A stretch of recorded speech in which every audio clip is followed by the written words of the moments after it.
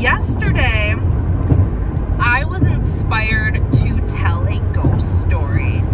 And it's the kind of ghost story that I felt deserved a video and not just me typing it out.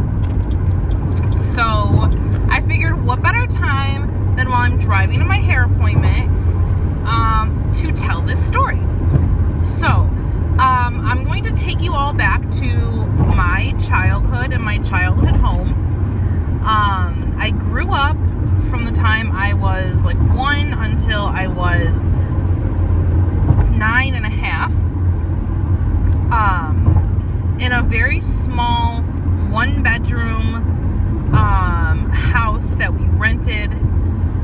It was a very old house. I don't know exactly when it was built, but it had once belonged to the Catholic Church down the street. So my house was about 4 houses off the corner, and on the corner there was a Catholic church. And there was some property that the whole block, like the first half of the whole block, once belonged to the church. So we rented this house, right? Okay, there we go. Really, really unnecessarily long backstory. When I was, about maybe 3 or 4, a little bit younger perhaps, my parents had told me, my mom has told me about like weird goings-ons that happened in the house. So the way that the house was set up, it was a 1-bedroom. The bedroom was huge. It had a very large closet. The living room and the bedroom were separated by like the louver doors. And then there was a kitchen. Off the kitchen was the bathroom and like a laundry room type room. And then the stairs going up to the attic. So the bedroom was something that my family shared.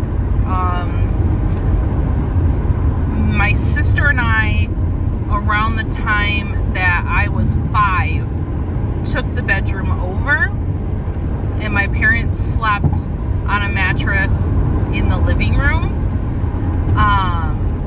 But for a little while we all shared it. Anyways, at bedtime, my parents would be out in the living room. I would be in the bedroom until I fell asleep and everything. Then they would go to bed. And they would tell me that while they were sitting there watching TV at night, my baby toys, like I had this little terry cloth ball with a bell in it, and it would just roll across the living room floor. My baby shoes would be in one place and then be somewhere else different.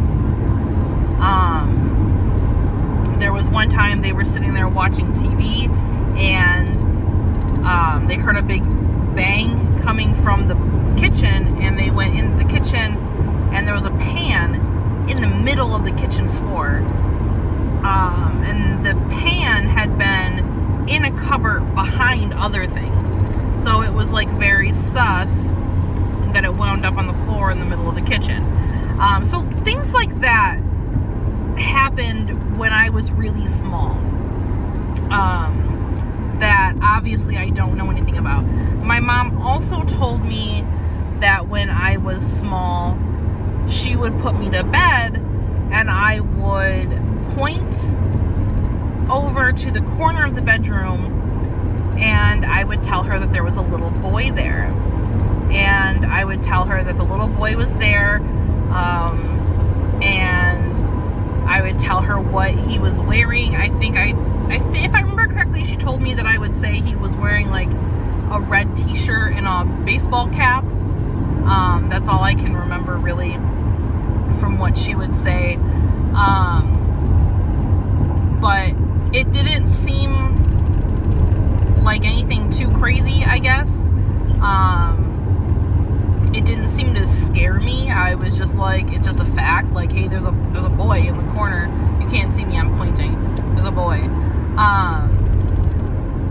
Going forward a little tiny bit, to things that I can remember. The house, again, it's important that I say things like the house was old and things, and we rented the house. So, I didn't want to go this way. Oh, F me.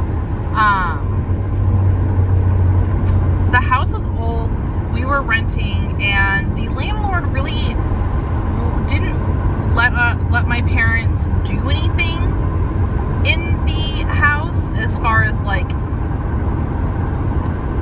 new things, and he wouldn't do new things.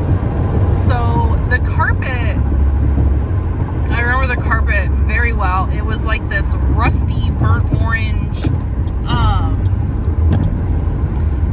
like semi-shaggy type carpet. It wasn't really like shag carpet, but it was longer than regular carpet. And it was really old and really worn down. Well, in the corner behind the front door, so the front door would open and it would open up against this wall that was also the wall butting the bedroom, because remember they were right next to each other. And so this shared wall, the living room side in the corner, the carpet would peel up. And I would peel the carpet up as a kid, and I would sit there on the floor for extended periods of time. I would sit there for like an hour or more as like a small kid. And I would hold it up, I would hold the carpet up, I would point to the floor, the hardwood boards underneath, and I would be like, there's a boy down there. There's a boy down there. Mom, there's a boy down there. And I would do this all the time. All the time. So I have a working theory that the house, since it had once belonged to the church, I don't know who lived in the house when the church owned it. I don't know like what it was used for.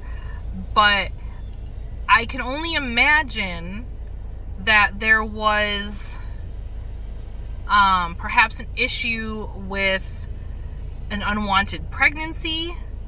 Although since the boy seemed to be a small boy, not like a baby, I don't know if something happened to this kid, if the kid was sick, or if something bad happened to the kid. I have no idea. But I imagine that there was this kid that was somehow being taken care of or whatever by the church and died in some way, shape, or form.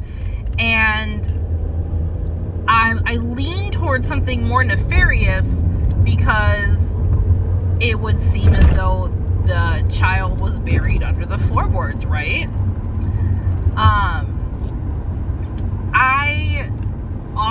The house is no longer owned by the landlord who we rented from. He sold the property when we moved out, and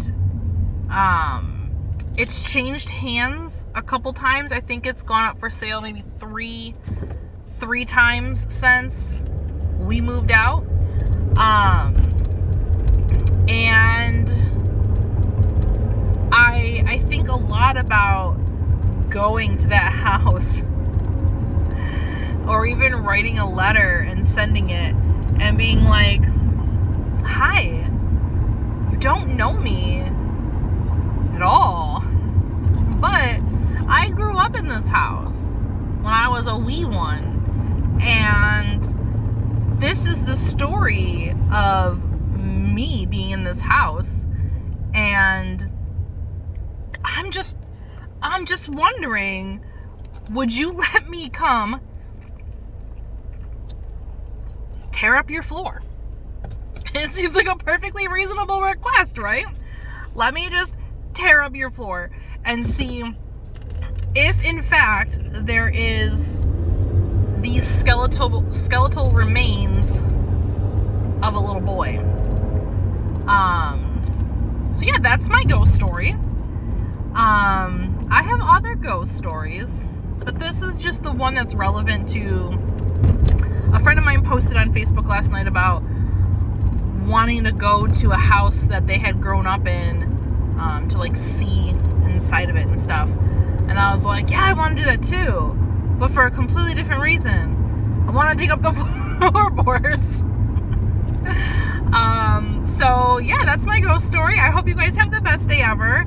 I'm gonna go get my hair cut, and it's gonna be fabulous. And I will hopefully talk to you beautiful people very soon. Mwah.